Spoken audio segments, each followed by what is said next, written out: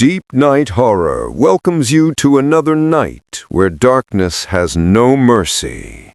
I'm your host, Mr. Yolo, and tonight's story comes from one of the wealthiest corners of America, where luxury meets terror, and where six friends discovered that even five-star walls cannot protect a man once the shadows choose him.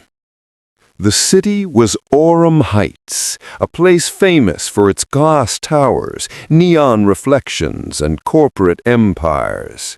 Six friends, Landon Pierce, Braden Cross, Maverick Hale, Silas Drake, Damon Voss, and Tristan Vale, had arrived for a high-level business summit.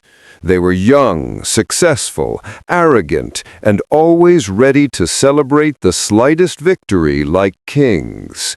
Their hotel, the Regal Meridian, was one of the most exclusive hotels in the country, the kind where chandeliers cost more than cars and carpets felt softer than clouds.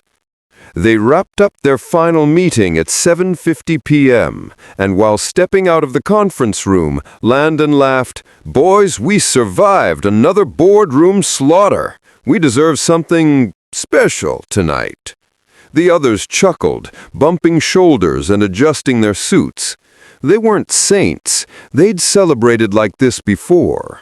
Drinks, expensive rooms, and a hired companion to entertain them.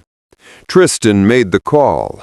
The escort's name was Amara Quinn, a woman known in the private circuit for her beauty and professionalism. According to the agency, she was already on her way to their penthouse suite.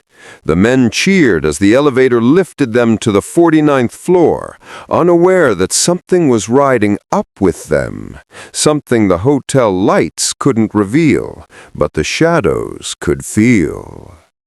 Their suite was enormous, a rooftop view stretching from one end of the city to the other. Braden mixed drinks, Maverick played music, Damon loosened his tie, Silas inspected the minibar, and Landon kept glancing at the door like a kid waiting for fireworks show to start.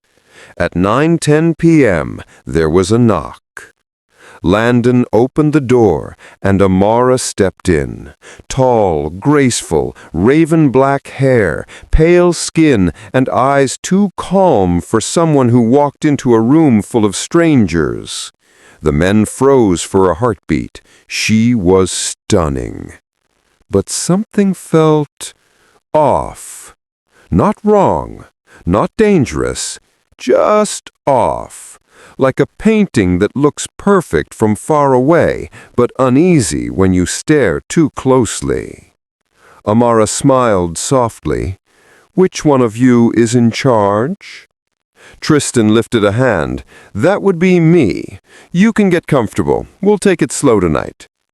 "May I use your bathroom first?" she asked. "Sure," Tristan said, pointing down the hallway. She walked away, her footsteps strangely soft, like she wasn't touching the floor at all. Landon frowned but brushed it off. They laughed, settled onto couches, poured drinks, and discussed everything except the small weight creeping into the room's air. Inside the bathroom, Amara locked the door and leaned against it. Her breath changed. It shook violently, as if something inside her chest was clawing to get out. Her reflection in the huge marble mirror didn't move with her. Her eyes widened as the lights flickered. A black ripple crawled along the walls like living smoke. The city lights outside the frosted window warped and bent, twisting unnaturally. And then the room went silent. Her reflection tilted its head, even though she didn't. A smile spread across its face, even though hers didn't move. The mirror darkened, like ink flooding from the corners. The Shadowborne Entity had found her. Amara's body jerked as if invisible hands grabbed her spine. Her mouth opened in a silent scream before everything inside her eyes went blank. When she turned back toward the mirror, she wasn't Amara anymore. Something older, hungrier, and full of rage stared back. The possessing shade had taken control. She walked out of the bathroom with a slow, unnatural elegance, her neck tilting in a way a human neck shouldn't. Her pupils were impossibly small, dark pinpoints in oceans of white. Braden noticed her first.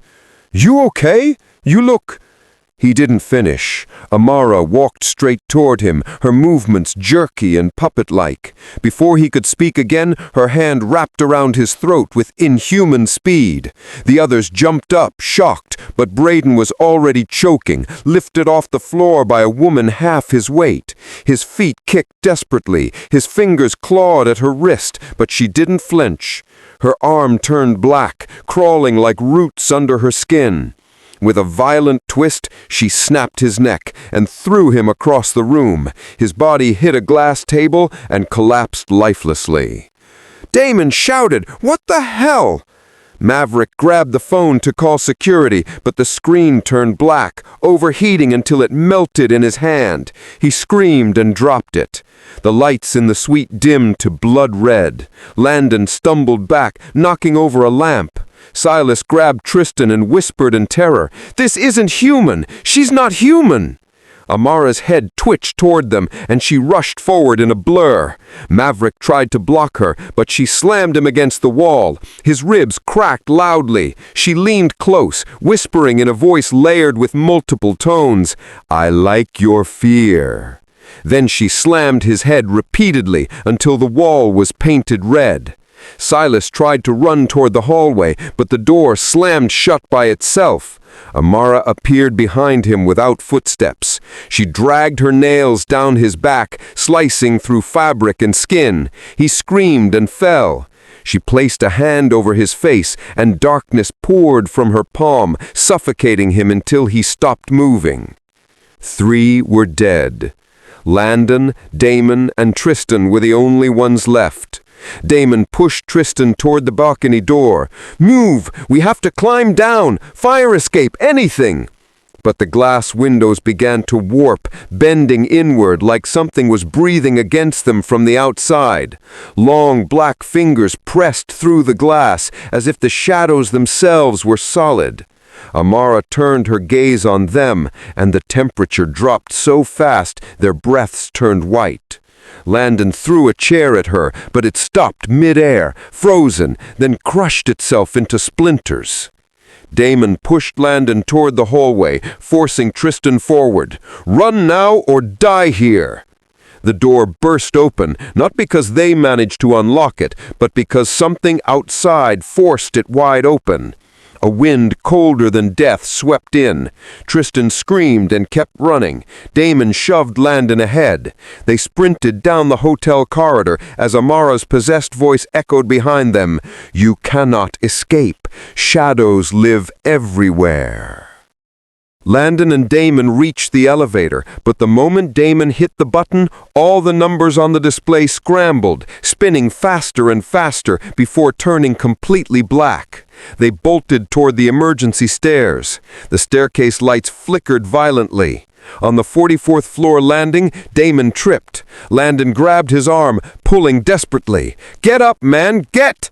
A hand, long and pale, emerged from the darkness below them and grabbed Damon's ankle. He screamed. Landon tried to pull him, but Damon's body jerked violently as he was dragged down the stairs by something unseen. Landon watched his friend disappear into pitch blackness. Damon's scream cut off instantly. Only Landon and Tristan remained.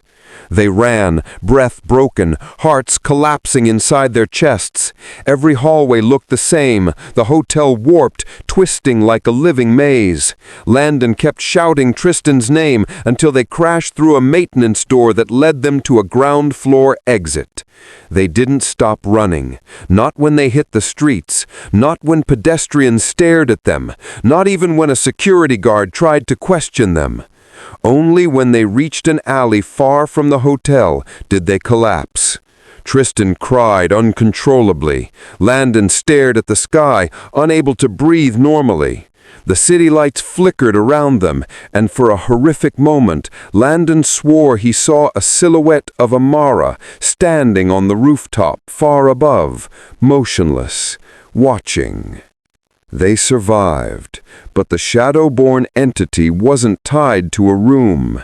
It had chosen them, and once chosen, it always comes back. If you ever find yourself in Aurum Heights and you're tempted to call someone for company, remember what happened in room 4906 of the Regal Meridian. Sometimes the most beautiful visitors carry the darkest things inside them, and sometimes the shadows are just waiting for you to open the door. This is Mr. Yolo signing off from DeepNight Horror.